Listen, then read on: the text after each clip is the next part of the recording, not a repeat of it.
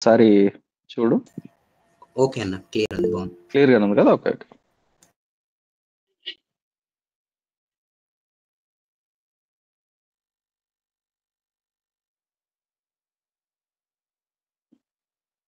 కళ్ళు మూసుకున్నట్లయితే మరి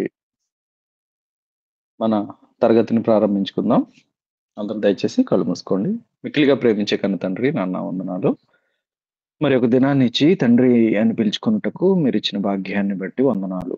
మీ పిల్లలందరంగా తండ్రి, మరి మీరిచ్చిన వేద గ్రంథంలో నుండి కొన్ని విషయాలు మేము పరిశీలిస్తుండగా తండ్రి, చెబుతున్న నాకు, వింటున్న మీ పిల్లలకి సమయోచితమైన జ్ఞానాన్ని దయచేయమని తండ్రి, మీ మాటలతో ఒకరొకరు పురుకొల్పబడి తండ్రి, మీ యొక్క ఉద్దేశాన్ని నెరవేర్చట్లో ఎక్కడ కూడా వెనక్కి తీయకుండా ముందుకు సాగుటకు మంచి మనస్సాక్షినిచ్చి ముందుకు నడిపించమని కోరుకుంటూ, మరి కార్యక్రమం అంతా కూడా తండ్రి మీకు మహింకరంగాను తండ్రి మా ఆత్మలకు ఉపయోగకరంగా ఉండేలాగా సహాయం చేయమని కోరుకుంటూ ఈ చిన్ని ప్రార్థన ప్రభును రక్షకుడైన యేసుక్రీస్తు వారి పుణ్య నామములో ఈ ప్రార్థన అడిగి మీకు సమర్పిస్తున్నాం తండ్రి.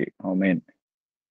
ప్రియమైన దేవుని పిల్లలారా, మరొకసారి చక్కటి అవకాశాన్ని నాకు ఇచ్చినటువంటి మరి కన్న తండ్రి అయిన దేవునికి ప్రత్యేకమైన వందనాలు తెలియజేసుకుంటున్నాను. అలాగే స్థానిక సంఘ కాపరి ప్రకాష్ అన్నయ్య గారికి కూడా వందనాలు తెలియజేసుకుంటున్నాను.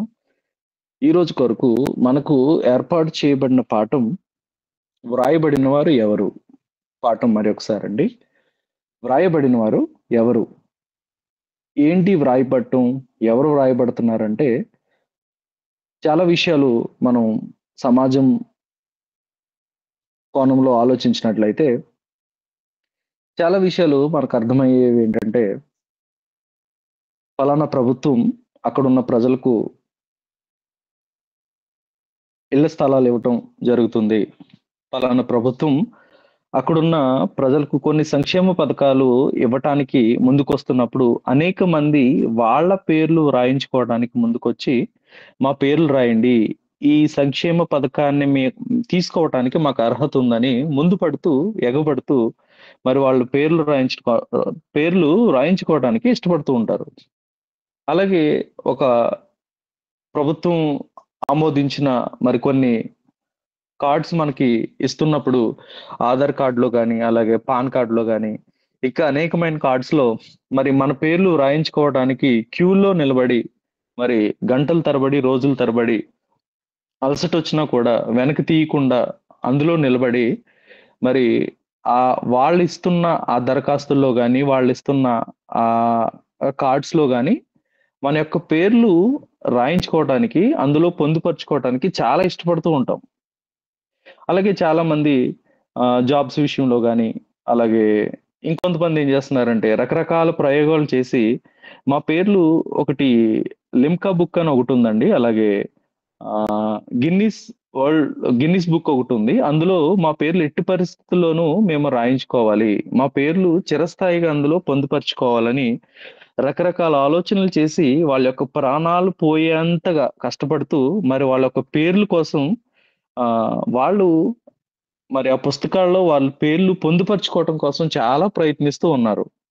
అసలు ఎందుకు ఈ పాఠాన్ని మనం మరి బైబిల్ నుంచి తీసి చెప్పటం జరుగుతుందంటే, అసలు మన పేర్లు ఎక్కడ వ్రాయబడాలి, ఎందుకు వ్రాయబడాలి, మన పేర్లు ఎలా వ్రాయించుకోవాలనే చక్కటి విషయాన్ని Bible open university India international ద్వారా B3 తరగతిలో మరి B3కి సంబంధించిన మరి ఆ క్లాస్ లో ఈ పాఠాన్ని పొందుపరచడం జరిగింది. మరి ఈ పాఠంలో మనం ఏం నేర్చుకోబోతున్నాం, మన పేర్లు ఎలా పొందుపరుచుకోవాలి, మన పేర్లని ఎలా వ్రాయించుకోవాలి అని చక్కటి విషయాల్ని మరి ఈ పాఠం ద్వారా మనం అర్థం చేసుకుంటాం. రోమపత్రిక 1వ అధ్యాయం 19 నుంచి 20 వచనాలు చూసినట్లయితే, రోమపత్రిక 1వ అధ్యాయం 19-20 వచనాలు మనం చూసినట్లయితే, ఎందుకనగా దేవుని గూర్చి తెలియశక్యమైనదేదో అది వారి మధ్య విషదమై ఉన్నది, దేవుడు అది వారికి విషదపరిచెను. ఆయన అదృశ్య లక్షణములు అనగా ఆయన నిత్యశక్తియు దేవత్వమును జగదుత్పత్తి మొదలుకొని సృష్టింపబడిన వస్తువును ఆలోచించడం వలన తేటపడుచున్నవి గనుక వారు నిరత్తరులై ఉన్నారు. ఇందులో ఒక విషయాన్ని మరి పౌలు గారి ద్వారా ప్రస్తావించడం జరిగింది. ఏంటంటే ఇక్కడ చాలా విషయాలు కూడా మరి చాలా సులువుగాను మరి అర్థవంతంగాను ప్రకృతిని పరిశీలిస్తే దేవుని యొక్క ఉనికి ఏంటో, దేవుని యొక్క లక్షణాలు ఏంటో, దేవుడు ఎలా ఉంటాడో, దేవునికి మనకి ఉన్న సంబంధం ఏంటో చాలా సులువుగా అర్థమైపోద్ది అని ప్రకృతిలో ప్రతీదీ కూడా పొందుపరచడం జరిగిందంట. అసలు భూమి మీదకి మనిషి ఎందుకొస్తున్నాడు? అంటే ప్రకృతిలో చాలా జంతువులున్నాయి, చాలా జీవరాశులున్నాయి. మనిషిని ఎందుకు ప్రత్యేకపరిచి ఈ భూమి మీదకి ఎందుకు పంపిస్తున్నాడో ఒక్కసారి మనం ఎఫెసీయులు రాసిన పత్రిక 1 అధ్యాయం 4, 6 వచనాలు చూసినట్లయితే, ఎఫెసీయులు రాసిన పత్రిక 1 అధ్యాయం 4, 6 వచనాలు 4 నుంచి మనం చూసినట్లయితే, ఆయన క్రీస్తునందు పరలోక విషయంలో ఆత్మ సంబంధమైన ప్రతి ఆశీర్వాదమును మనకు అనుగ్రహించును. ఎట్లనగా తన ప్రియుని యందు తాను ఉచితంగా మనకు అనుగ్రహించిన తన కృపా మహిమకు కీర్తి కలుగునట్లు తన చిత్త ప్రకారమైన దయా సంకల్పం చెప్పున యేసుక్రీస్తు ద్వారా తనకు కుమారులుగా స్వీకరించుటకై మనల్ని ముందుగా తన కోసం నిర్ణయించుకొని మనం తన ఎదుట పరిశుద్ధులము నిర్దోషములై ఉండవలనని జగత్తు పునాది వేయబడక మునిపే ప్రేమ చేత ఆయన క్రీస్తులో మనల్ని ఏర్పరచుకొనెను. చాలా పెద్ద వచనం అండి. అంటే యేసుక్రీస్తు వారు జగదుత్పత్తి, అసలు ఈ ఈ జగత్తు పుట్టక ముందే క్రీస్తులో మనల్ని అందరినీ కూడా ఎంచుకున్నాడంట. ఎందుకు ఎంచుకున్నాడో ఆ విషయాన్ని 11, 12 వచనాల్లో మనం చూస్తున్నాం. మరియు క్రీస్తునందు ముందుగా నిరీక్షించిన మనము తన మహిమకు కీర్తి కలుగజేయవలనని దేవుడు తన చిత్త ప్రకారమైన సంకల్పమును బట్టి మనల్ని ముందుగా నిర్ణయించి, తన చిత్త ప్రకారంలో తన దయా సంకల్పంలో మనల్ని ముందుగా ఈ భూమి మీదకి పంపించక ముందే, మరి ఇంకా మనం బయటికి రాకముందే ఒక ఆలోచనని దేవుడు తన మదిలో ఉంచుకోవటం, అది క్రీస్తులో వీళ్ళు ఎలా బయటికి తీసుకురావాలో, ప్రతి ఒక్కరిని ఎలాగా వేరుపరిచి వాళ్ళు ముందుకు తీసుకురావాలో, మరి తన చిత్త ప్రకారంలో తన దయా సంకల్పంలో మనల్ని పొందుపరిచినట్టు ఇక్కడ ఎఫెసీ పత్రికలో మరి చాలా విషయాలు మనకు అర్థమవుతుంది. ఎందుకు మనల్ని అక్కడ పెట్టి మన ద్వారా ఏం చేయించాలని దేవుడు అనుకుంటున్నాడో అదే ఎఫెసీయులు రాసిన పత్రిక 2 అధ్యాయం 10 వచనంలో చూస్తే, ఎఫెసీ రాసిన పత్రిక 2 అధ్యాయం 10 వచనంలో మనం చూసినట్లయితే, మరియు వాటి యందు మనం నడుచుకొనవలెనని దేవుడు ముందుగా సిద్ధపరిచిన సత్క్రియలను చేయుటకై మనం క్రీస్తు యేసునందు సృష్టింపబడిన వారమై ఆయన చేసిన పని అయి ఉన్నాము. ఇక్కడ ఖచ్చితమైన వివరణతో ఒక విషయాన్ని మనకు అర్థమయ్యేలాగా చెప్తున్నాడు. మనల్ని ఎందుకో కాదు, జగత్తు పునాది వేయబడక ముందే క్రీస్తులో మనల్ని అందరినీ ఎన్నుకుని ఏం చెయ్యాలో అంటే తనకు కొన్ని పనులు ఉన్నాయంట. తన ఇష్టాన్ని నెరవేర్చడం కోసం కొన్ని కార్యక్రమాలు ఉన్నాయంట. అందులో మనల్ని పెట్టి మన చేత ఆ కార్యక్రమాలన్నిటిని చేయించి, 10వ వచనం, కాబట్టి మరియు వాటి యందు మనం నడుచుకొనవలెనని దేవుడు ముందుగా సిద్ధపరిచిన సత్క్రియలు చేయుటకై మనం క్రీస్తు యేసునందు సృష్టింపబడిన వారమై ఆయన చేసిన పని అయి ఉన్నాము. ఆయన మనల్ని చక్కటి పనిలో పెట్టి ఆయన కీర్తికి మహిమ తెచ్చేలాగా, ఆయనకి పేరు తెచ్చేలాగా మనం ప్రవర్తించాలి. మన చక్కటి నడవడికతో మనం ముందుకు వెళ్ళాలని ఒక సంకల్పానుసారమైన ఆలోచనలు కలిగి, లోక సంబంధమైన వాటిలో మన పేర్లు పొందుపరచకుండా, లోక సంబంధమైన వాటిలో మన పేర్లు గొప్పలు పెంచుకోకుండా, క్రీస్తులో మనం అందరం నిర్ణయించబడి ఏదైతే పనులు సిద్ధపరిచి మనకిచ్చారో ఆ పనులన్నిటిని చేసి ఆ పేర్ల ద్వారా మనం రావాలని కోరుకుంటున్నారు. ఇలాగా భూమి మీదకి వస్తున్న ప్రతి ఒక్కరు కూడా, భూమి మీదకి ఎవరెవరైతే వస్తున్నారో శరీరాలు ధరించుకుని తల్లి గర్భం ద్వారా భూమి మీదకి ఎవరెవరైతే వస్తున్నారో వాళ్ళందరిని కూడా ఇదే ఆలోచనలతో భూమి మీదకి ఒక్కొక్కరిని ఆయా కాలాల్లో ఆయా గర్భాల ద్వారా ఆయా ప్రాంతాల్లో వాళ్ళని పుట్టించడం జరుగుతుంది.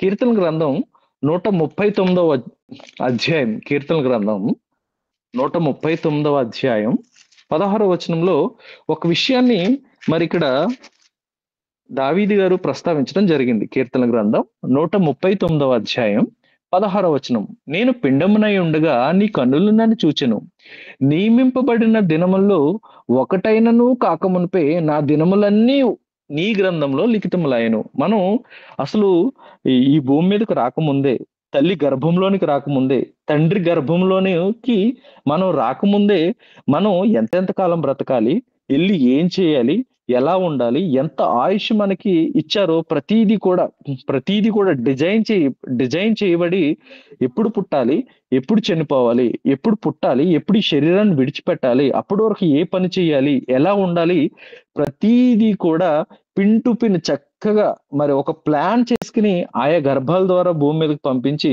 మరి మనల్ని ఈ భూమి మీదకి ఆయా కాలాల్లోనూ, ఆయా సందర్భాల్లోనూ, ఆయా ప్రాంతాల్లోనూ, ఆయా గర్భాల గుండా రకరకాల గర్భాల ద్వారా మనల్ని బయటికి తీసుకొచ్చి మరి క్రీస్తులో ఏకం చేసి తన పని చేయటం కోసం, తండ్రి యొక్క ఇష్టాన్ని నెరవేర్చడం కోసం ఈ భూమి మీదకి పంపించి ప్రతి ఒక్కరిని కూడా వాళ్ళ పేర్లన్నిటిని కూడా ఇదిగో ఈ పలానా పర్సన్ పంపిస్తున్నాను, ఆయన ఈ పని చేయాలి, పలానా వ్యక్తిని పంపిస్తున్నాను, ఇంతకాలం బ్రతకాలి, ఇంత పని చేయాలి, పలానా వ్యక్తిని ఈ భూమి మీదకి ఈ టైంలో నేను పంపిస్తున్నాను, ఈయన ఈ పని అంతా చేసి చక్కబెట్టుకుని తిరిగి వచ్చేయాలి. ప్రతి ఒక్కరికి ఒక పనిని నిర్ణయించి వాళ్ళ పేర్లన్నీ రాసి పంపిస్తూ ఉన్నారంట. ఆ విషయాన్ని ప్రకటన గ్రంథం 13వ అధ్యాయం 8వ వచనంలో మనం చూస్తే ఇక్కడ 2 విషయాలు మనకి కనిపిస్తాయి. ప్రకటన గ్రంథం 20వ అధ్యాయం 12వ వచనం చూద్దాం. మొదట ప్రకటన గ్రంథం 20వ అధ్యాయం 12వ వచనం.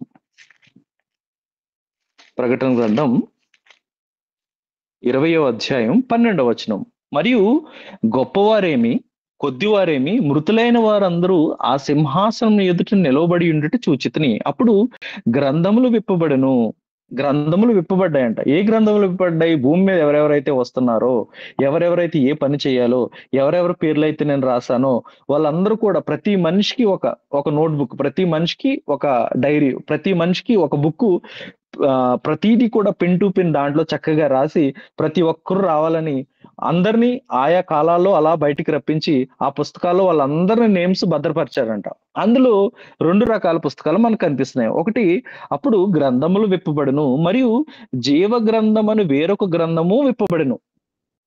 2 గ్రంథాలు ఇక్కడ కనిపిస్తున్నాయి. అంటే భూమి మీదకి వస్తున్న ప్రతి ఒక్కరు కూడా వాళ్ళ యొక్క ఎలా అయితే మనం మరి ఈ భారతదేశంలో మనం పుడితే ఎలా అయితే ఆధార్ కార్డు విషయంలో గానీ, పాన్ కార్డు విషయంలో గానీ, బ్యాంక్ అకౌంట్ విషయంలో గానీ, రేషన్ కార్డు విషయంలో గానీ మన పేర్లు ఎలాగైతే పొందుపరుచుకోవటంగా మనం ముందుకెళ్ళి ప్రతీదీ కూడా సిస్టమేటిక్ గా డేట్ ఆఫ్ బర్త్ అయితే డేట్ ఆఫ్ బర్త్, ప్రతీది కూడా మనం చక్కగా మరి ఆ ప్రభుత్వం ద్వారా మనకొస్తున్న ఆ పత్రికల్లో ప్రభుత్వం ద్వారా మనకొస్తున్న ఆయా దరఖాస్తుల్లో మన పేర్లు పొందుపరుచుకోవటానికి పరుగు తీస్తూ ముందుకెళ్తూ ఉంటాం. అలాగే భూమి మీదకి వస్తున్న ప్రతి ఒక్కరిని కూడా ఏమేం చెయ్యాలి, ఎలాగ చేయాలి, ప్రతిదీ కూడా చక్కగా రాసి ఆయా గ్రంథాల్లో పొందుపరిచి ఉంచారంట. ఇక్కడ 2 గ్రంథాలు, ఒకటి మామూలు గ్రంథం కనిపిస్తుంది, జీవ గ్రంథము కనిపిస్తుంది. ఏంటి మామూలు గ్రంథం, జీవ గ్రంథం అంటే భూమి మీదకి వస్తున్న ప్రతి ఒక్కరికి కూడా మరి ఒక సాధారణమైన గ్రంథంలో వాళ్ళ పేర్లు నమోదు చేయబడుతూ ఉన్నాయి. మరి నమోదు చేయబడుతూ ఉన్నప్పుడు వీళ్ళేం చేస్తున్నారు? భూమి మీదకి వస్తున్న ప్రతి ఒక్కరు సాతాను కల్పించిన తంత్రాల ద్వారా, సాతాను వేసిన వలలోను, సాతాను కల్పించిన మాయలు పడిపోయి వాళ్ళ యొక్క ఆలోచనలోను, వాళ్ళ యొక్క పద్ధతుల్లోను, ఇచ్చిన ఆయుష్లో 60-70 సంవత్సరాల ఆయుష్లో వాళ్ళ యొక్క ఇష్టాలు నెరవేర్చుకున్నట్లు పరుగు తీస్తూ ఉన్నప్పుడు దేవుని యొక్క సంకల్పాన్ని మర్చిపోయి, ఇదిగో మనం ముందుగా ప్రారంభంలో మాట్లాడుకున్నట్టు ఈ గిన్నిస్ వరల్డ్ రికార్డుల్లో కానీ, అలాగే ఈ లిమ్కా బుక్ వాటిల్లో కానీ రకరకాల పేర్లో, లేదు నేను పలానా మంచి క్రికెటర్ అవ్వాలి, నేను ప్రపంచానికి మంచి పేరు తీసుకురావాలి, లేదా పలానా దేశానికి నేను మంచి పేరుని తీసుకురావాలి అని రకరకాల విధాలుగా రకరకాల పనుల్లోకి వెళ్ళిపోయి ఒక ఇంజనీర్ గాను, ఒకరు డాక్టర్ గాను, ఒకరు యాక్టర్ గాను, ఒకరు మంత్రి గాను, ఒకరు ఇంకొక విధంగాను ప్రతి ఒక్కొక్కరు ఆయా మార్గాలు ఎంచుకుని దేవుడు ఏదైతే సూచించి వీళ్ళు చక్కగా బ్రతకాలి, నా పని చేయాలి, నేను అనుకున్నది ప్రతిదీ నెరవేర్చాలని దేవుడు ఏదైతే ప్రతిదీ కూడా తన చిత్త ప్రకారం రాసుకుంటూ, ఇదిగో మీరన్నీ మీ చేతులతోనూ, మీ కాళ్ళతోనూ, మీ కళ్ళతోనూ, నీ నోటితోనూ,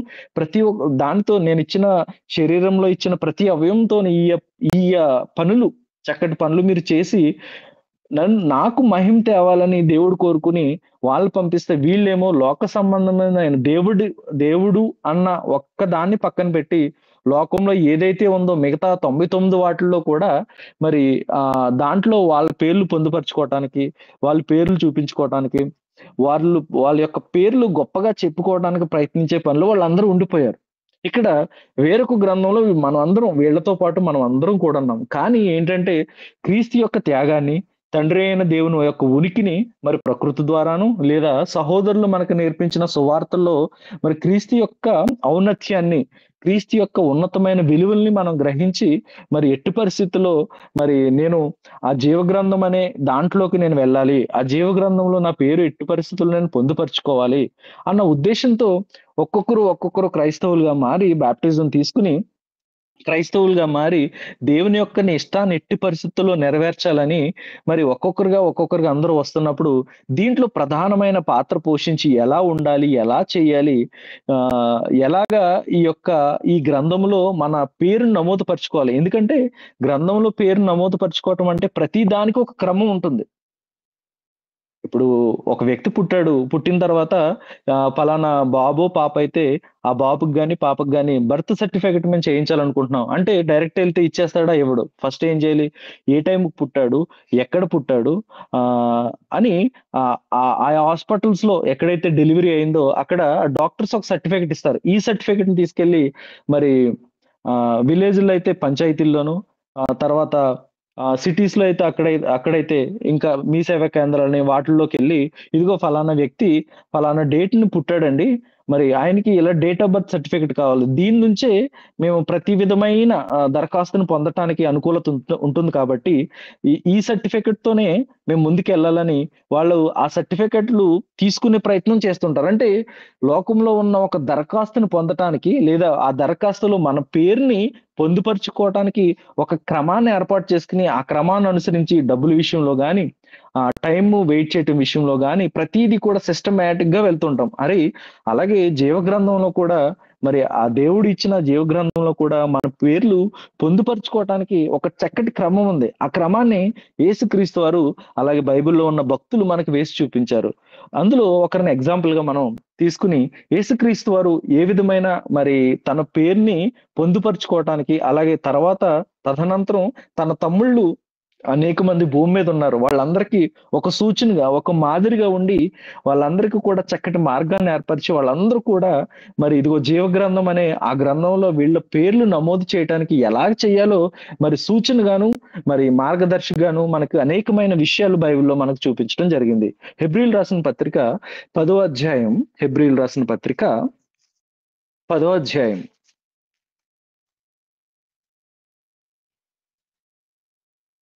10వ అధ్యాయము 5, 7 వచనాలు మనం చూద్దామండి. కాబట్టి ఆయన అంటే యేసుక్రీస్తు వారు ఈ లోకమందు ప్రవేశించినప్పుడు ఇలాగ చెప్పుచున్నాడు, బలియు అర్పణయు నువ్వు కోరలేదు గాని నాకొక శరీరమును అమర్చితివి, పూర్ణ హోమములను పాప పరిహారార్థ బలులను నీకు ఇష్టమైనవి కాదు. అప్పుడు నేను గ్రంథపు చుట్టలో నన్ను గూర్చి వ్రాయబడిన ప్రకారం దేవా నీ చిత్తం నెరవేర్చుటకు ఇదిగో నేను వచ్చి ఉన్నానంటిని.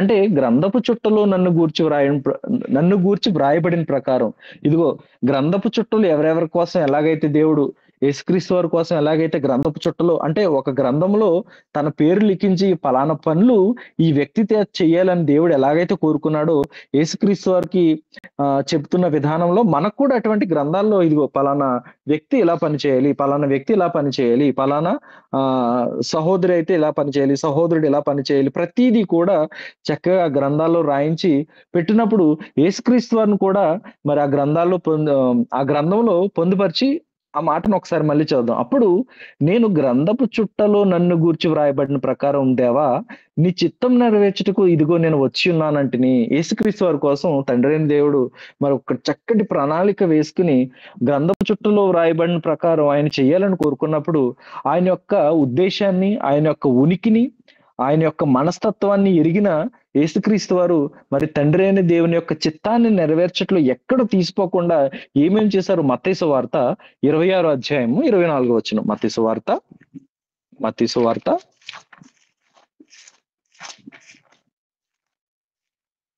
26వ అధ్యాయము 24వ వచనం. మత్తయి సువార్త 26 24. మనుష్య కుమారుని గూర్చి వ్రాయబడిన ప్రకారం ఆయన పోవచ్చున్నాడు గాని మనుష్య కుమారుని గూర్చి వ్రాయబడిన ప్రకారం యేసుక్రీస్తు వారి కోసం ఏదైతే నేను రాసుకున్నానో ఆ ప్రకారంగానే ఆయన వెళ్తున్నాడంట. మనమైతే అలా వెళ్తున్నాం లేదో మనల్ని మనం చెక్ చేసుకోవాలి. ఎందుకంటే మన పేర్లు లోకంలో ఉన్న పుస్తకాల్లోనూ, లోకంలో ఉన్న దరఖాస్తులోను, లోకంలో ఉన్న సర్టిఫికెట్స్ లో ఉండటం కాదు. దానికన్నా ముఖ్యం ఏంటంటే ఇంకొక బుక్ ఉంది, చాలా గొప్ప బుక్, జీవగ్రంథం. ఎప్పుడు జీవించి ఉండే గ్రంథం. అందులో మన పేర్లు పొందుపరుచుకునే ప్రయత్నం మనం ఎప్పుడు చేస్తూ ఉండాలి. ఆ పేర్లు పొందుపరుచుకునే ప్రక్రియలో యేసుక్రీస్తు వారు మరి మనిషి కుమారుని గూర్చి వ్రాయబడిన ప్రకారం ఆయన కోసం ఏదైతే ఆయన అని అనుకున్నాడో ప్రతీది కూడా వన్ 1 నుంచి 10 100 వరకు కూడా ప్రతీది కూడా వన్ బై వన్ అన్ని చేసుకుంటూ గా సక్సీడ్ అంటే ప్రతి విషయంలో కూడా చక్కగా నిర్వర్తించి మరి ఆయన పేరుని పొందుపరుచుకోవటంలో ఎక్కడ కూడా వెనక తీయకుండా ముందుకు సాగినట్టు మనకు కనిపిస్తుంది. ఆ విషయాన్ని యోహాను సువార్త 17వ అధ్యాయం, యోహాను సువార్త 17వ అధ్యాయం 4, 5 వచనాలు. యోహాను సువార్త 17వ అధ్యాయం మొదటి నుంచి చూద్దాం. యేసు ఈ మాటలు చెప్పి ఆకాశం వైపు కన్నులెత్తి ఇట్లనెను, తండ్రి, నా గడియ వచ్చి ఉన్నది. నీ కుమారుడు నిన్ను మహిమపరచినట్లు నీ కుమారుని మహిమపరచుము. నీవు నీ కుమారునికి ఇచ్చిన వారందరినీ ఆయన నిత్య జీవం అనుగ్రహించినట్లు సర్వ శరీరుల మీదను ఆయన అధికారం ఇచ్చి తిని. అద్వితీయ సత్యదేవుడవైన నిన్నును నీవు పంపిన యేసుక్రీస్తును ఎరుగుటయే నిత్య జీవము. చేయుటకు నీవు నాకిచ్చిన పని నేను సంపూర్ణంగా నెరవేర్చి భూమి మీద నిన్ను మహిమపరిచితిని. తండ్రి, లోకం పుట్టక మునుపు నీ యొద్ద నాకు ఏ మహిమ ఉండనో ఆ మహిమతో నన్ను ఇప్పుడు నీ యొద్దకు మహిమపరచుము. చేయుటకు నీవిచ్చిన పనిని ఒక ఎగ్జామ్ పెట్టినప్పుడు ఒక 100 మార్కులు 100 మార్కులతో ఆ పేపర్ ని స్టూడెంట్స్ కి ఇచ్చినప్పుడు స్టూడెంట్స్ మరి వాళ్ళు చదువుకున్న విషయాలు వాళ్ళు మెమరైజ్ చేసుకుంటూ చక్కగా ప్రతి ప్రశ్నకి ఆన్సర్ రాసుకుంటూ వచ్చినప్పుడు వాళ్ళకి 60, 70, 30 కొందరు ఫెయిల్ అయిపోతూ ఉంటారు. అలాగే యేసుక్రీస్తు వారికి ఒక క్వశ్చన్ పేపర్ ఇచ్చినప్పుడు 1 నుంచి 100 వరకు ఏ అయితే క్వశ్చన్స్ ఆయన కొరకు ఇచ్చారో, ఆయన కొరకు చేయమని గాని, ఆయన కొరకు రాయమని గాని ఏదైతే ఇచ్చారో 1 నుంచి 100 ఒక క్వశ్చన్ వరకు కూడా ప్రతీది కూడా చక్కగా పెన్ టు పెన్ బాగా రాసేశారు. బాగా రాసేసి చివర 100వ ప్రశ్న కూడా ఆన్సర్ చేసేసి, ఇదిగో తండ్రి, మీరు నాకు ఇచ్చిన క్వశ్చన్ పేపర్‌ని ఫుల్ గా ఎక్కడ కూడా లోటు లేకుండా, ఎక్కడ కూడా ఆహ్, ఆహ్, ఈ తొట్రుపాటు లేకుండా, ఎక్కడ కూడా లోపం లేకుండా ప్రతీది చక్కగా ఇదిగో పేరు పెట్టి పిలవటానికి అవకాశం లేకుండా ప్రతీదీ ఫిల్ చేశాను నాన్న. ఇదిగో 100కి 100 మార్కులు నేను సంపాదించి మరి మీ మీ యొద్దున్న జీవగ్రంథంలో నా పేరుని పొందుపరుచుకుని నా నన్ను నేను మీ యొద్దకు పంపించుకోవటంతో పాటు నా సహోదరులు ఎవరైతే ఉన్నారో భూమి మీద వాళ్ళందరికీ ఒక మాదిరిని, ఒక వేని నేను చూపించి మరి వచ్చేస్తున్నాను అని యేసుక్రీస్తు వారు చెప్పి తన యొక్క ఉద్దేశాన్ని, దేవుని చిత్తాన్ని నెరవేర్చడంలో ఎక్కడ కూడా తప్పిపోకుండా చక్కటి క్రమాన్ని, చక్కటి ప్రణాళికను చూపించి ఎవరెవరు ఎలాగా మరి పేర్లు పొందుపరుచుకోవాలో, తన పేర్లు జీవగ్రంథంలో ఎలాగా నమోదు చేయించుకోవాలో ఒక విషయాన్ని చూపించి యేసుక్రీస్తు వారు మరి శరీరాన్ని యేసుక్రీస్తు వారు మరి తండ్రిని దేవుని దగ్గరికి వెళ్ళటం జరిగింది. అలాగే అబ్రహాం గారు కూడా హెబ్రీయులు రాసిన పత్రిక భక్తులను కూడా చూస్తే మరి యేసుక్రీస్తు వారే అలాగా ఆ క్రమాన్ని అనుసరించి ముందుకు వెళ్ళారంటే మరి చాలా మంది భక్తులు అందులో పాల్గొని ఒక్కొక్కరు మరి వాళ్ళ యొక్క ఉద్దేశాలని ఎలాగెలా నెరవేర్చుకుంటూ, దేవుని యొక్క ఉద్దేశాన్ని వాళ్ళ ఉద్దేశాలుగా మార్చుకుని ఎలా నెరవేర్చుకుంటూ దేవుడిచ్చిన పరలోకంలో జీవగ్రంథంలో పేరును పొందుపరుచుకోవటం కోసం ఎలా ముందుకెళ్లారో అబ్రహాం గారిని కూడా ఒకసారి చూసినట్లయితే హెబ్రీయులు రాసిన పత్రిక 11వ అధ్యాయం విశ్వాసుల వీరుల జాబితాలో ఒక విషయాన్ని అబ్రహాం గారి కోసం చెప్పడం జరిగింది. హెబ్రీయులు రాసిన పత్రిక 11వ అధ్యాయం 10వ వచనం. ఎలైనగా దేవుడు దేనికి శిల్పియు నిర్మాణకుడై ఉన్నాడో పునాదులు గల ఆ పట్టణం కొరకు అబ్రహాము ఎదురు చూచుచుండెను. 9వ వచనం కూడా చూద్దామండి. విశ్వాసం బట్టి అతడును అతనితో ఆ వాగ్దానమునకు సమాన వారసులైన ఇస్సాకు, యాకోబు అనువారును గుడారంలో నివసించుచు అన్యుల దేశంలో ఉన్నట్లుగా వాగ్దత్త దేశంలో పరవాసులైరి.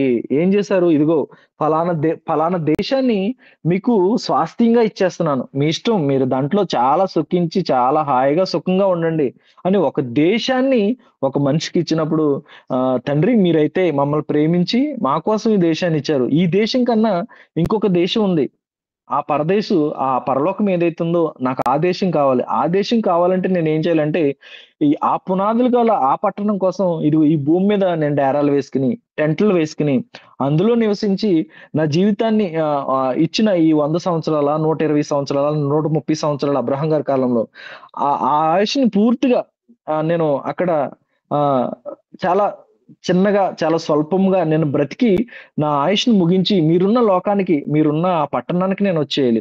అక్కడికి రావాలంటే మరి నా పేరు అందులో పొందుపరచాలంటే ఎటువంటివి నేను చెయ్యాలో మరి అబ్రహాం గారు సూచనగా ఎన్నున్నా గాని ఏం లేకపోయినా మనం ఉలిక్కి పడుతూ అదురుపడుతూ గంతులు వేస్తూ చాలా గర్వంగా మనం కనిపిస్తూ ఉంటాం. కానీ అబ్రహాం గారు అలా చేయలేదు. ఎంతున్నా మొత్తం దేశాన్నే స్వాస్థ్యంగా ఇచ్చి అందులో నీ ఇష్టం నువ్వు ఎలాగైనా ఉండంటే ఆయన బంగ్లాలు, బిల్డింగులు పెద్ద పెద్ద మేడలు కట్టకుండా చాలా చిన్నపాటి జీవితాన్ని ఆయనకిచ్చిన ఆయుష్‌లో బ్రతికి మరి తన పేరును నమోదు చేయించుకుని జీవగ్రంథంలో నమోదు చేయించుకుని వెళ్ళినట్టు ఒక భక్తుడిగా మనకు బైబిల్‌లో కనిపిస్తుంది.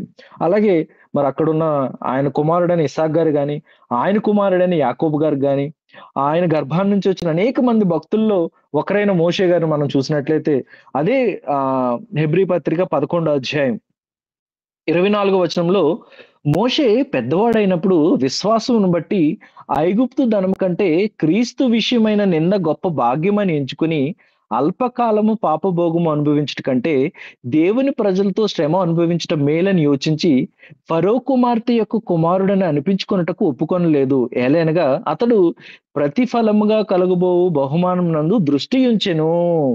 ప్రతిఫలముగా కలుగబోవు బహుమానం నందు దృష్టి ఉంచాడంట. దీర్ఘ దృష్టితో చూసి ఇదిగో నా పేరు ఈ పలానా ఈ ఫరో కడుతున్న ఈ ఈ పిరమిడ్స్ మీద గాని, లేకపోతే ఈ కడుతున్న ఈ రామ్‌సేస్ అని పెద్ద ప్రాజెక్ట్ మీద గాని, ఈ ఈళ్ళు కడుతున్న ఈ ఈ గొప్ప నిర్మాణాల్లో గాని నా పేరు నాకంత నచ్చట్లేదండి. నా పేరు అక్కడ కాదు ఉండవలసింది. క్రీస్తు విషయమైన నింద భరిస్తే నాకొక గొప్ప పేరు మా జీవగ్రంథంలో నమోదు చేయబడుతుందన్న విషయం నాకర్థమైంది. కాబట్టి అందులోకి నేనెళ్ళాలి. అందులోకెళ్ళి ప్రయత్నం చెయ్యాలి అని తన జర్నీలో ఉన్నప్పుడు మోషే గారు ఒక విషయాన్ని ఫేస్ చేసి తను ఆ మాటని ఆయన ద్వారా, ఆయన నోటి ద్వారా ప్రస్తావించడం జరిగింది. నిర్గమకాండము 32వ అధ్యాయము నిర్గమకాండం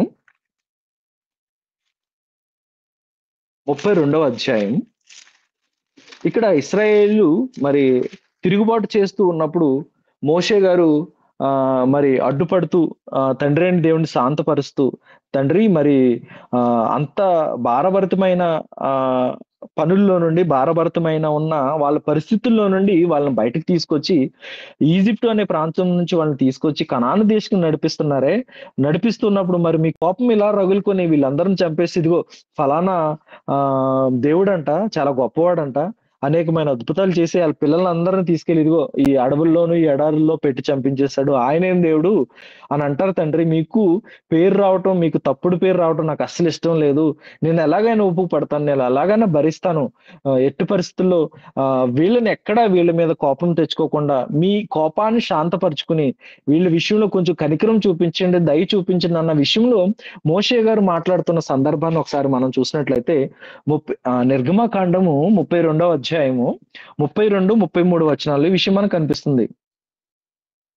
అప్పుడు మోషే 31 అప్పుడు మోషే యెహోవా యొద్దకు తిరిగి వెళ్ళి, అయ్యో ఈ ప్రజలు గొప్ప పాపం చేసిరి. వారు బంగారు దేవతను తమ కొరకు చేసుకొనిరి. అయ్యో నీవు వారి పాపమును ఒకవేళ పరిహరించితివా లేని యెడల నీవు వ్రాసిన నీ గ్రంథంలో నుండి నా పేరు తుడిచివేయమని బతిమాలుకొనుచున్నాను. అందుకు యెహోవా ఎవడు నా ఎదుట పాపం చేసినో వాని నా గ్రంథములో నుండి తుడిచివేయుదును. అంటే ఆహ్, మోషే గారు అక్కడ జరిగిన ఆ ప్రస్థానంలో ఆ ప్రస్తావన ఏదైతే జరిగిందో ఆ విషయంలో ఎట్టి పరిస్థితుల్లో వీళ్ళు క్షమించు తండ్రి. ఒకవేళ మీరు ఇలాగ కోప్పడి వీళ్ళందరిని చంపేస్తారేమో. వీళ్ళు కోప్పడి చంపేసి వీళ్ళందరినీ కూడా ఈ అరణ్యంలో నాశనం అయ్యేటట్టు చేస్తారేమో. వీళ్ళని చంపే ముందు కన్నా ఇదిగో నన్ను చంపేయండి. నన్ను చంపేయండి. అలాగే మీ గ్రంథంలో నా పేరు రాసుకున్నారు నాకు తెలుసు. ఎందుకంటే మీరేంటో మీ మనసేంటో ఎటువంటి లోకాన్ని మాకివ్వాలనుకున్నారో మాకు అర్థమైపోయింది. మోషే అయిన నాకు అర్థమైపోయింది. కాబట్టి ఇదిగో వీళ్ళని మీరు ఏమన్నా చేస్తానంటే ముందుగా ఆ గ్రంథంలోంచి నా పేరుని తుడిచేసేసేయండి. ఆ జీవ గ్రంథం ఉంది కదా! అందులోంచి నా పేరుని తీసేసేయండి. లేదంటే ఆ వీళ్ళందరిని చంపుతానంటే నేను ఒప్పుకోవట్లేదు, ప్లీజ్ తండ్రి అని తండ్రి అని దేవుని రిక్వెస్ట్ చేసి మరి ఆ ప్రాణత్యాగం చేసినట్టు అక్కడ కనిపిస్తుంది. ఎందుకంటే ఆ గ్రంథంలోంచి పేరు తీస్తే మరి మోషే గారి పరిస్థితి ఏంటో ఆలోచించండి. ఎక్కడికి వెళ్ళిపోతారు? నరకానికి వెళ్ళిపోతారు. ఆ గ్రంథంలో పేరుగిన లేకపోతే మోషే గారి పరిస్థితి అక్కడికి వెళ్ళిపోద్ది. ఈ విషయాలన్నీ గుర్తుంచుకున్న మోషే గారు మరి క్రీస్తు విషయమైన నింద చాలా గొప్పది. క్రీస్తు విషయమైన నింద ఈ స్వల్ప కాలము ఈ పాపభోగాలు అనుభవించుట కంటే క్రీస్తు విషయమైన నిందను భరిస్తే నాకు ఉన్నతమైన పేరు ఒక పుస్తకంలో రాయబడుతుంది. ఆ పుస్తకంలో రాయబడితే నేను చాలా సేఫ్. ఈ భూమి మీద నేను ఎలా బ్రతికినా, ఒక రాజు మకుటం నా చేతికొచ్చినా దాన్ని నేను పక్కన పెట్టి ఇదిగో క్రీస్తు విషయమైన నింద గురించి నేను ముందుకెళ్తానని మోషే గారు ఒక మాదిరిని మనకు చూపించి మరి ఆ గ్రంథంలో పేరుని ఎలా పొందుపరుచుకోవాలో, ఎలాంటి క్రియలు చేయాలో తన సేవా పరిచర్యలు అవన్నీ మనకు కనిపిస్తుంది. అబ్రహాం గారి విషయంలో చూసాం, ఇస్సాక్ గారి విషయంలో, యాకోబు గారి విషయంలో, అలాగే మోషే గారి విషయంలో చూసాం. పౌలు గారు కూడా నూతన నిబంధనలో అపోస్తులు గాని అలాగే భక్తులు గాని చూసినప్పుడు పౌలు గారిని కూడా ఒకసారి చూసినట్లయితే కొరింథీయులు రాసిన రెండవ పత్రిక కొరింథీయులు రాసిన రెండవ పత్రిక 11వ అధ్యాయము 23వ వచనంలో మరి పౌలు గారు కొరింథీలో ఉన్న సంఘాన్ని ఉద్దేశించి పత్రికను రాస్తున్నప్పుడు పౌలు గారు ఎటువంటి పరిస్థితుల్లో తన సేవా పరిచర్య కొనసాగిస్తున్నప్పుడు ఎటువంటి ఇబ్బందులు, ఎటువంటి ఒడిదుడుకులు ఆయన ఎదుర్కొన్నారో ఈ విషయాలన్నిటినీ సంఘానికి ప్రస్తావించి లెటర్ రాస్తున్నప్పుడు ఆయన మాట్లాడుతున్నాడు. 23వ వచనంలో వారు క్రీస్తు పరిచారకుల వెర్రివాని వలె మాట్లాడుచున్నాను, నేను మరి ఎక్కువగా క్రీస్తు పరిచారకుడును, మరి విశేషంగా ప్రయాసపడితిని, మరి అనేక పర్యాయములు చెరసాలలో ఉంటిని, అపరిమితంగా దెబ్బలు తింటిని, అనేక మార్లు ప్రాణాపాయంలో ఉంటిని, యూదుల చేత 5 మార్లు ఒకటి తక్కువ 40 దెబ్బలు తింటిని, ముమ్మారు బెత్తంతో కొట్టబడితిని, ఒకసారి రాళ్లతో కొట్టబడితిని, ముమ్మారు ఓడ పగిలి శ్రమ పడితిని, ఒక రాత్రి పగలు సముద్రంలో గడిపితిని, అనేక పర్యాయములు ప్రయాణములోను, నదుల వలనైన ఆపదల్లోను, దొంగల వలనైన ఆపదల్లోను, నా స్వజనుల వలనైన ఆపదల్లోను, అన్యజనుల వలనైన ఆపదల్లోను, పట్టణముల్లో ఆపదల్లోను, అరణ్యముల్లో ఆపదల్లోను, సముద్రముల్లోను ఆపదల్లోను, కపట సహోదరులని వలన ఆపదల్లోను ఉంటిని. తర్వాత ప్రయాసముతో కష్టముతోనూ, తరచుగా జాగరణములతోనూ, ఆకలి దప్పికలతోనూ, తరచుగా ఉపవాసములతోనూ, చలితోనూ, దిగంబరత్వంతోనూ ఉంటిని. ఎందుకు దిగంబరత్వం రావాలి ఈయనకి? చాలా విషయాలు ఇందులో ప్రస్తావించారు. ఎందుకు దిగంబరత్వం రావాలంటే వేసుకోవటానికి బట్టలు లేవేమో, అవే బట్టలు ఉతికి ఆరబెట్టి దిగంబరుడుగా ఉన్నాడేమో. మళ్ళీ రాత్రి అంతా దిగంబరత్వంతో ఉండి పగలు ఆ బట్టలు ఆరిపోయిన తర్వాత ఆ దుస్తులే తగిలించిన మళ్ళీ స్వార్థ పరిచర్యకి వెళ్ళారేమో. ఒకసారి ఆలోచించండి, దిగంబరత్వంతో ఉండాల్సిన పనేముంది ఆయనకి? ఇవన్నీ చూస్తుంటే ఇందులో 1% కూడా మనం చేయట్లు లేనట్టు మనకు కనిపిస్తుంది. కాబట్టి మనం ఇక మీదటైనా సరే మనల్ని మార్చుకుని ఆ గ్రంథంలో పేర్లు లిఖించబడటం కోసం ఒక్కొక్కటిగా దేవుడు మనకు కల్పించిన ప్రతి పనిని కూడా మరి ఒక మాదిరి యేసుక్రీస్తు వారి ద్వారా గాని, పాత నిబంధనలో ఉన్న భక్తుల ద్వారా గాని, క్రొత్త నిబంధనలో ఉన్న భక్తుల ద్వారా గాని ఒక సూచనగా, ఒక మాదిరిగా వాళ్ళు ఎలా వాళ్ళ జీవితాలు గడిపి మరి జీవ గ్రంథంలో వాళ్ళ పేర్లు పొందుపరుచుకునే ప్రయత్నం చేశారో మనం కూడా వాళ్ళని సూచనగాను, వాళ్ళని మాదిరిగాను, వాళ్ళని ఒక క్రమంగాను తీసుకుని, ఒక రోల్ మోడల్ గా తీసుకుని మనం ముందుకు వెళ్ళి మరి మన పేర్లు కూడా జీవ గ్రంథంలో రాయించుకునే ప్రయత్నం మనం చేయాలి. ఒకవేళ జీవ గ్రంథంలో గీని మన పేర్లు లేకపోతే ఏమవుతుంది? ఒకసారి ఆలోచించండి. అదే విషయాన్ని కూడా ప్రకటన గ్రంథంలో రాయించాడు. 20వ అధ్యాయం ప్రకటన గ్రంథం 20వ అధ్యాయము 12వ వచనం మనం చూసినట్లయితే, మరియు గొప్పవారేమి కొద్దివారేమి మృతులైన వారందరూ ఆ సింహాసనం ఎదుట నిలవబడేటట్టు చూచితిని. అప్పుడు గ్రంథములు విప్పబడును. అంటే భూమి మీదకి పుట్టుకొస్తున్న ప్రతి ఒక్కరు కూడా ఒక ప్రణాళికతోనూ, ఒక ఉద్దేశంతోనూ దేవుడు వాళ్ళ మీద ఆశ పెట్టుకుని ప్రతి ఒక్కరిని భూమి మీదకి పంపించారు. అవన్నీ ఆ గ్రంథంలో లిఖించబడ్డాయి. అందులో మన పేర్లు కూడా లిఖించబడ్డాయి. అక్కడ ఆ గ్రంథం ఉందంట. దాంతో పాటు జీవ గ్రంథం అని వేరొక గ్రంథం విప్పబడెను. ఆ గ్రంథములు యందు వ్రాయబడి ఉన్న వాటిని బట్టి తమ క్రియలు చొప్పున మృతులు తీర్పు పొందుదురు. అదే విషయాన్ని, ఇంకో విషయాన్ని కూడా ప్రకటన గ్రంథం 13వ అధ్యాయం 8వ వచనంలో కూడా రాయిస్తున్నాడు. 13వ అధ్యాయము 8వ వచనం. 13వ అధ్యాయము 8వ వచనం. భూనివాసులందరును అనగా జగదుత్పత్తి మొదలుకొని వధింపబడి ఉన్న గొర్రెపిల్లి యొక్క జీవ గ్రంథమందు ఎవరి పేరు వ్రాయబడలేదో వారు ఆ మృగమునకు నమస్కారం చేయుదురు. అంటే ఎవరైతే జీవ గ్రంథంలో ఆ పేర్లు లేని వాళ్ళందరూ సాధారణమైన గ్రంథంలో ఉంటారు. వాళ్ళందరూ కూడా మృగం యొక్క ఇష్టాలని నెరవేర్చడంలో ముందుకు వెళ్తూ ఉంటారు. కాబట్టి మనం ఆ జీవ గ్రంథంలో ఉండటానికి మన పేర్లు పొందుపరుచుకునే వారుగా భక్తులు చూపించిన మార్గాన్ని ప్రేరణగా తీసుకుని ముందుకెళ్ళే వాళ్ళుగా మనం అందరం ఉండాలి. లోక సంబంధమైన పనుల్లోనూ, లోక సంబంధమైన ఆచారాల్లోనూ, లోక సంబంధమైన పద్ధతుల్లోనూ మనం వెళ్ళిపోయి, అక్కడ మనం ఉంటే మరి వేరొక గ్రంథంలో మన పేర్లుంటాయి. కానీ జీవ గ్రంథంలో ఉండవు. జీవ గ్రంథంలో లేకపోతే వీళ్ళందరిని తీసుకెళ్ళి నరకంలో వేసేయమని చెప్తున్నాడు. ఆ విషయాన్ని కూడా 13, 18 13 అధ్యాయము 13వ అధ్యాయము 18. బుద్ధిగలవాడు మృగం యొక్క సంఖ్యను లెక్కింపనిమ్ము. అది ఆ మనుషుని సంఖ్యే. ఆ సంఖ్య 600. క్షమించండి, 13:8 అండి. ఇప్పుడు చదివినట్టున్నాం కదా అదే. అలాగే 20:12 కూడా చదివినట్టున్నాం. ఒక్క నిమిషం అండి. 20:12 అలాగే 20:15 కూడా ఒకసారి చూసినట్లయితే, ఎవని పేరైనను జీవ గ్రంథమందు వ్రాయబడినట్టు కనబడని ఎడల వాడు అగ్నిగుండంలో పడవేయబడును. కాబట్టి ఎవరి పేరైతే జీవ గ్రంథంలో లేదో వాళ్ళందరూ కూడా అగ్నిగుండంలో పడవేయబడతారంట. కాబట్టి మనం అందరం జీవ గ్రంథంలో మన పేర్లు ఆల్రెడీ బాప్టిజం ద్వారా మరి అందులో మన పేర్లు పొందుపరుచుకుని ఉన్నాం. మన పేర్లు అందులో నమోదు చేయించుకుని ఉన్నాం. కాబట్టి మన క్రియలు, మన ప్రవర్తనలు మరి అందులో మన పేరు ఉందో లేదో మన క్రియలు, మన ప్రవర్తన ద్వారా మనకు అర్థమైపోవాలి. మనం వాక్యానుసారమైన ఆత్మీయానుసారమైన పనులు చేస్తూ ఉంటే మన పేరు అందులో ఆ జీవ గ్రంథంలో ఉందని మనం నమ్మేయచ్చు ఖచ్చితంగా. ఎందుకంటే మన పనులు గాని, మన ఆలోచనలు గాని, మన పద్ధతులు గాని అన్ని కూడా వాక్యానుసారంగా వాక్యానికి లింక్ అయ్యి కనిపిస్తున్నాయి. ఎప్పుడైతే మన పనులు గాని, మన ఆలోచనలు గాని, మన పద్ధతులు గాని అవన్నీ వాక్యానుసారంగా ఎప్పుడైతే లేవో, ఓహో! ఆ పేరు అక్కడ రాయబడలేదని మనం కన్ఫర్మ్ అయిపోవాలి. కాబట్టి అందులో ఉందో లేదో వెళ్లి చెక్ చేయడానికి మనకు తెలీదు. మనకెలా తెలుస్తుందంటే మన పేరు అందులో రాయబడి ఉందో ఎలా తెలుస్తుందంటే మన పనులే. వాక్యానుసారమైన పనులు మనం చేస్తూ దేవుని యొక్క ఇష్టాలు నెరవేరుస్తూ మనం ముందుకు వెళ్తే ఆ గ్రంథంలో మన పేరు నమోదు చేయబడి ఒకానొక రోజు ఈ శరీరాన్ని విడిచిపెట్టి మరి ఆత్మని మరి తండ్రి అయిన దేవుని చేతులకి అప్పగించే వారుగా మనం అందరం ఉండాలి. కాబట్టి మన పేర్లు ఎప్పుడు కూడా లోక సంబంధమైన వాటిలో ఉండకపోని, లోక సంబంధమైన పద్ధతుల్లో మనం గొప్పగా కనిపించకపోని, మన పేర్లు అందులో కనిపించినా కనిపించకపోయినా మన పేర్లు మాత్రం జీవ గ్రంథంలో ఉండాలి.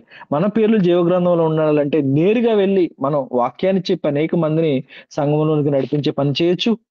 లేదంటే వాక్యాన్ని అందిస్తున్న సహోదరులు ఎవరైనా ఉంటే వాళ్ళకి సహకారులుగా ఉంటూ పనిచేసేవారుగా మనం పక్కనుండి సహకారులుగా ఉండి చక్కటి పనులు వాళ్ళకి చేయటానికి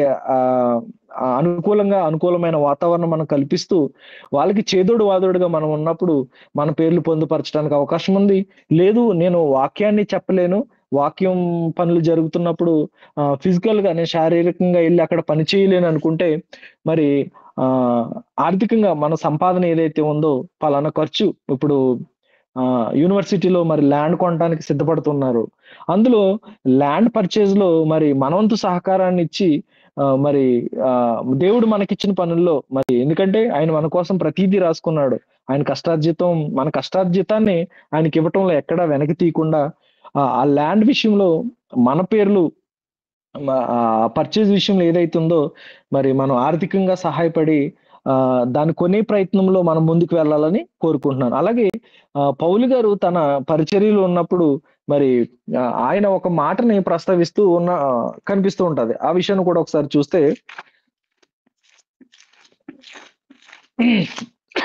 అయిపోయిందండి చివరి వచనం.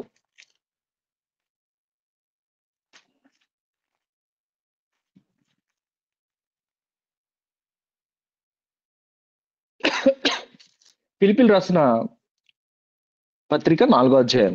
ఫిలిప్పీలు రాసిన పత్రిక 4వ అధ్యాయము మూడవ వచనం. అవును, నిజమైన సహకారి ఆ స్త్రీలు క్లెమెంతుతోనూ నా ఇతర సహకారులతోనూ సువార్త పనులు నాతో కూడా ప్రయాసపడిన వారు గనుక వారికి సహాయం చేయమని నేను వేడుకొంచున్నాను. ఆ సహకారుల పేర్లు జీవగ్రంథమందు వ్రాయబడి ఉన్నవి. కాబట్టి ఎవరైతే మరి దేవుని పనిలో మానసికంగా సిద్ధపడి వాక్యం చెప్పడంలో గాని, శారీరకంగా సిద్ధపడి దేవుని యొక్క పనులు జరుగుతున్నప్పుడు ఆ పనుల్లో సహకారులుగా ఉండటం గాని, లేదు ఈ 2 చేయలేనప్పుడు మనం జాబ్ చేస్తూ మనం సంపాదిస్తున్న కష్టార్జితాన్ని ఆ నెలకు గాని, ఆ కష్టార్జితం ఏదైతే మనం సంపాదిస్తున్నామో దాన్ని దేవుని సంబంధమైన పనుల్లో ఖర్చు పెడుతూ, మనం ఎప్పుడు కూడా ప్రత్యక్షంగానో, పరోక్షంగానో దేవుని యొక్క పనుల్లో ఉంటూ, మరి ఆయన ఇష్టాన్ని నెరవేరుస్తూ ఉన్నప్పుడు మనం జీవగ్రంథంలో మన పేర్లు పొందుపరచబడి ఉన్నాయని దృఢంగా మరి మనం నమ్మొచ్చు. కాబట్టి మనం అందరం కూడా మరి ఆయన ఇచ్చిన పనిలో ఎక్కడ కూడా వెనక్కి తీయకుండా, ఏ పనిని కూడా పక్కకు పెట్టకుండా, ఏ పనిని తోసివేయకుండా, దేవుడు మనకిచ్చిన పనిని ప్రతీదీ కూడా చక్కగా నిర్వర్తించి ముందుకు సాగుతూ మరి మనకిచ్చిన అవకాశంలో ఎక్కడ కూడా లోటుపాటు చేయకుండా మరి ఆయన ఇచ్చిన పనిని చేసి మనం అందరం కూడా జీవగ్రంథంలో మరి మన పేర్లు ఎక్కడ కూడా తుడిచిపెట్టకుండా పొందుపరిచే విధానంగా ఉంటూ, మన పనులు, మన మాటలు, మన క్రియలు చక్కగా ఉండాలని కోరుకుంటూ, అందులో మన పేర్లన్నీ పొందుపరిచి మనం అందరం ఒకరోజు మరి ఆ గ్రంథాల ముందు నిలబడి ఆ పేర్లన్నీ చదువుతున్నప్పుడు ఆనందంతో ఉండి మరి ఉరకలు వేస్తూ, కేకలు వేస్తూ ఆయన ఇవ్వబోయే ఆ లోకంలోనికి మనం ప్రవేశించేవారుగా మనం అందరం ఉండాలని కోరుకుంటూ, ఇచ్చిన సమయాన్ని బట్టి మరొకసారి తండ్రి అయిన దేవునికి వందనాలు తెలియజేసుకుంటూ, స్థానిక సంఘ కాపరి అయిన మన అన్నయ్య గారికి, ప్రకాష్ అన్నయ్య గారికి ప్రత్యేకమైన వందనాలు తెలియజేసుకుంటూ ప్రార్థన చేసి కార్యక్రమాన్ని ముగించుకుందాం. అందరూ కళ్ళు మూసుకున్న ఏకీభవించినట్లయితే మనం ప్రార్థన చేసుకుందాం. మిక్కిలిగా ప్రేమించే కన్న తండ్రి, నాన్న వందనాలు. మరి ఒక దినాన్ని ఇచ్చి చక్కటి విషయాలు తండ్రి మరి బైబిల్లో పొందుపరిచి మరి కాలానుసారంగా ఏ ఏ మాటలు మాకు అవసరమో తండ్రి, ఈ రోజు ఆ మాటలు మాకు చెప్పించి తండ్రి, మీరిచ్చిన ఆ గ్రంథాల్లో తండ్రి ముఖ్యంగా జీవ గ్రంథంలో మా పేర్లు మేము పొందుపరుచుకునే పిల్లలుగా ఉండి ఎక్కడ కూడా ఆ ఆ పేరు వేయబడటానికి అవకాశం లేకుండా మేము ప్రయత్నించి తండ్రి క్రమంగాను మరి మీ యొక్క పనుల్లో మేముంటూ మీ ఇష్టాన్ని నెరవేర్చి మరి మీరున్న లోకానికి మేము అందరం తిరిగి రావాలని కోరుకుంటూ ఇచ్చిన సమయాన్ని బట్టి వందనాలు తెలియజేసుకుంటూ చిన్ని ప్రార్థన ప్రభువును రక్షకుడైన యేసుక్రీస్తు వారి పుణ్యనామములో ఈ ప్రార్థన అడిగి మీకు సమర్పిస్తున్నాం తండ్రి. ఆమేన్. అందరికీ వందనములు.